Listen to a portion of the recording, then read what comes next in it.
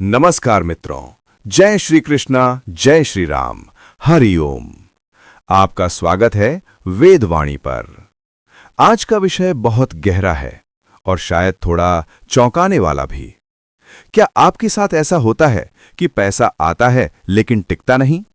कमाई ठीक ठाक है, फिर भी महीने के अंत में बचत शून्य? अचानक खर्च, अचानक बीमारी, अचानक कोई समस्या? क्या आपने कभी सोचा कहीं आपके घर में ही ऐसी गलतियां तो नहीं जो धन के प्रवाह को रोक रही हैं? आज मैं आपको बताने वाला हूं घर की 3 बड़ी गलतियां जो मां लक्ष्मी को आपके घर में टिकने नहीं देती। लेकिन उससे पहले एक छोटी सी कहानी। एक व्यक्ति था, नाम मान लीजिए सुरेश। सुरेश मेहनती था, ईमानदार था, कमाई भी ठीक करता था, लेकिन हर महीने कुछ ना कुछ ऐसा होता कि पैसा हाथ में रुकता ही नहीं था। कभी गाड़ी खराब, कभी मेडिकल खर्च, कभी अचानक उधार देना पड़ता। वो परेशान होकर एक ज्ञानी संत के पास गया। संत ने उससे पूछा, तुम्हारे घर का मुख्य दरवाजा कैसा है? घर में टूटा सामान तो नहीं पड़ा? तुम पैसे को कैसे रखते हो? सुरेश को लगा ये कैसी बातें हैं, लेकिन उसने ध्यान से घर देखा और जो पाया वही आज मैं आपको बताने वाला हूं। तो ध्यान से सुनिए और अंत तक जरूर सुनिए, क्योंकि तीसरी गलती सबसे खतरनाक है। वीडियो शुरू करने से पहले अगर आप मां लक्ष्मी का आशीर्वाद चाहते हैं तो कमेंट में लिखें जय मां लक्ष्मी। अब शुरू करते हैं। गलती नंबर 1, घर का मुख्य दरवाजा गंदा या अंधेरा रखना। मुख्य दरवाजा सिर्फ लकड़ी का दरवाजा नहीं होता, वो ऊर्जा का प्रवेश द्वार होता है। धन, अवसर, शुभ समाचार सब उसी मार्ग से प्रवेश करते हैं। अगर दरवाजे के पास जूते बिखरे हों, कूड़ा पड़ा हो, जाले लगे हों या शाम को अंधेरा रहता हो, तो समझ लीजिए आप धन के स्वागत की जगह उसे रोक रहे हैं। सुरेश के घर का दरवाजा हमेशा अस्त व्यस्त रहता था। संत ने कहा, पहले दरवाजा ठीक करो, फिर भाग्य ठीक होगा। उपाय क्या है? रोज मुख्य दरवाजा साफ करें, शाम को एक दीपक जलाएं और हल्दी या कुमकुम से छोटा सा शुभ चिन्ह बनाएं। याद रखिए, जहां प्रकाश है वहीं लक्ष्मी का वास है। अब सोचिए, क्या आपके घर का प्रवेश द्वार साफ और प्रकाशित है? गलती नंबर 2, टूटी या बेकार चीजें घर में जमा रखना। क्या आपके घर में टूटी घड़ी पड़ी है, कोई खराब मोबाइल, पुराना इलेक्ट्रॉनिक सामान, टूटा बर्तन? ये सिर्फ वस्तुएं नहीं हैं, ये रुकी हुई ऊर्जा के प्रतीक हैं। और जहां ऊर्जा रुकती है वहां धन भी रुकता है। सुरेश के घर में एक पुरानी टूटी कुर्सी थी, वो सालों से कोने में पड़ी थी।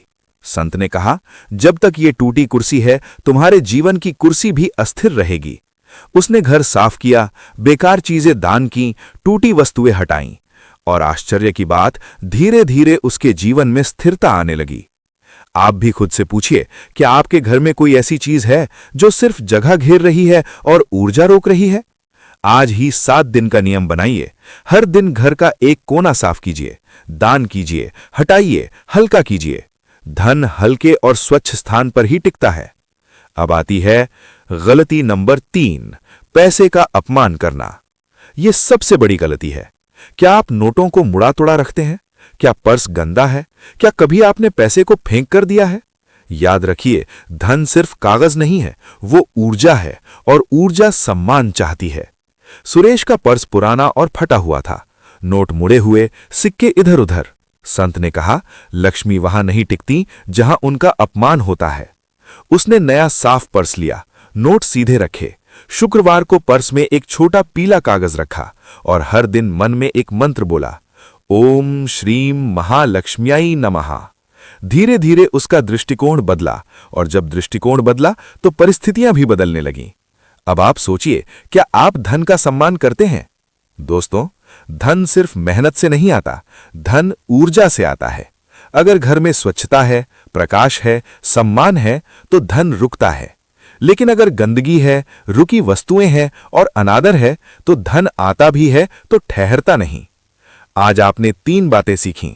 मुख्य दरवाजा साफ और प्रकाशित रखें, बेकार और टूटा सामान हटाएं, पैसे का सम्मान करें। अब मैं आपसे एक सवाल पूछता हूं, इन 3 में से कौन सी गलती आपके घर में है? सच सच सोचिए और आज ही सुधार शुरू कीजिए। अगर आपको यह ज्ञान उपयोगी लगा तो इस वीडियो को अंत तक सुनने के लिए धन्यवाद। वेदवाणी पर हम सिर्फ उपाय नहीं बताते, हम जीवन की ऊर्जा को संतुलित करना सिखाते हैं।